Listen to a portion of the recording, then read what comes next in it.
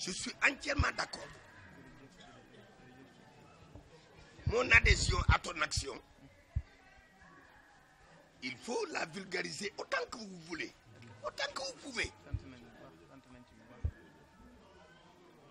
Je constate et je renouvelle.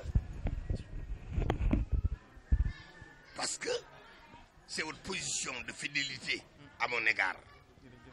Votre constance, votre détermination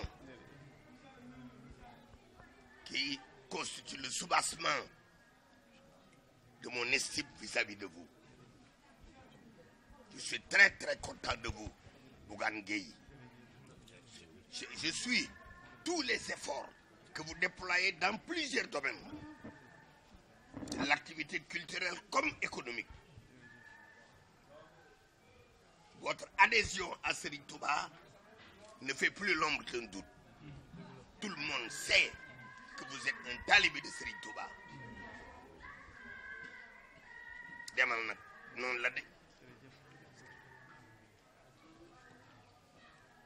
demal de ab ragal du am waay Serigne Touba la ñuy doon tey moom la ñuy doon ëllëg ragal du am waay de nii nga def de nii nga mel man de d'accord naa et j'approuve et j'applaudis.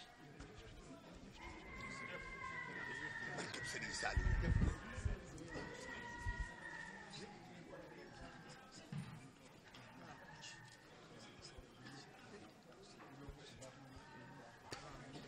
Barkalla.